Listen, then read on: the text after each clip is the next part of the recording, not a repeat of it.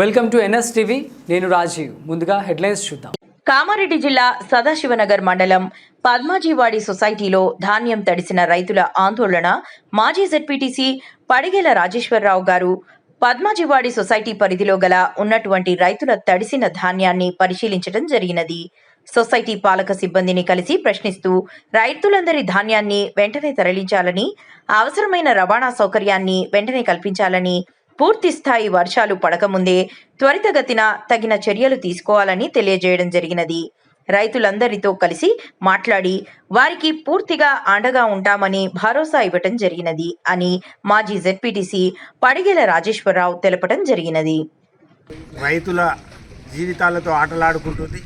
మరి ముఖ్యంగా ప్రభుత్వం గుడ్డి ఉన్నదంటే ఇంకా పాలకవర్గం ఇంకా గుడ్డిగా పనిచేస్తుంది. ఎక్కడైతే పాలకవర్గం మెంబర్లు ఉన్నారో వాళ్ళ మొక్కలు తరలించడానికి వచ్చిన వాహనాలను ఉపయోగిస్తారు తప్ప మరి 20 నెల రోజుల నుంచి పోసిన రైతులకు సీరియల్ నెంబర్ ప్రకారం పోతే మరి రైతులకు న్యాయం జరుగుతుందని చెప్పి వీళ్ళందరూ రైతులు ఇలా డిమాండ్ చేస్తున్నారు.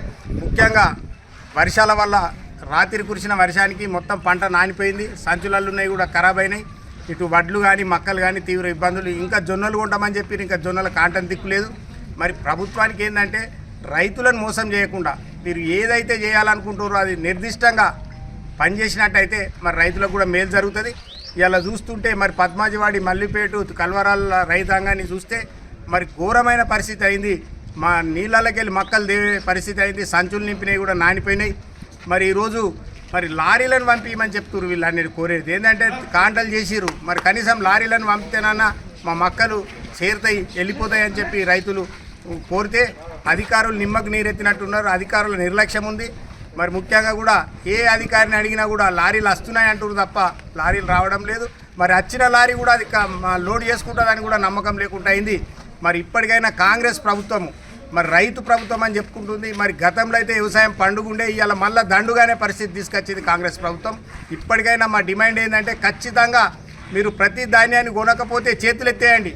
మధ్య దళారీల పాలన అవుతుంది. ఇవాళ రైతులు ఈ ప్రభుత్వ విధానాన్ని చూసి కన్నీళ్లు పెట్టుకొని ఇవాళనే 1850 రూపాయల కాడికి మక్కలు కాంటా చేసుకునే పరిస్థితి వచ్చింది.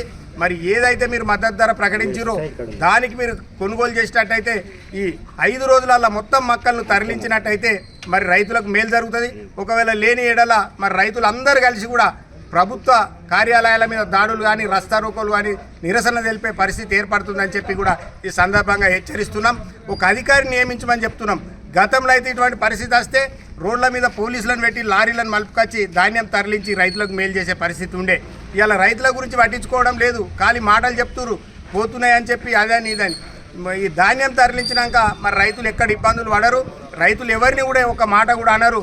6 కాలం కష్టపడి పండించిన పంట మరి ప్రభుత్వం కొనుగోలు చేసి కాంటలు చేసి కూడా సంచులను తరలించకపోవడం ఎంత మూర్ఖత్వమో ఒక్కసారి గ్రహించాలని చెప్పి సందర్భంగా తెలియజేస్తూ మరి ముఖ్యంగా మండలంలో అధికారి కానీ జిల్లా యంత్రాంగం కానీ మాటలు కాకుండా మీరు క్షేత్రస్థాయిలో వచ్చి మరి రైతు పరిస్థితులను చూసి రైతు ధాన్యాన్ని తరలించాలని చెప్పి కూడా జిల్లా యంత్రాంగాన్ని మేము డిమాండ్ చేస్తున్నాం.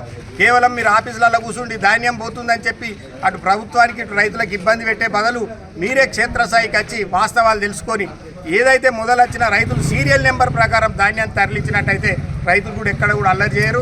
రైతులకు కావాల్సింది తాము పండించిన పంట అమ్ముకోవడం తప్ప ఎవరి మీద వ్యక్తిగతంగానూ ఇంకా వేరే రకంగా కక్షలు లేవు. కాబట్టి దయచేసి ప్రభుత్వం ఇప్పటికైనా కానీ మొండి వైఖరి మాని జిల్లా యంత్రాంగం కూడా ఈ రైతు ధాన్యాన్ని తరలించి రైతులను ఆదుకోవాలని చెప్పి కూడా డిమాండ్ చేస్తున్నాం.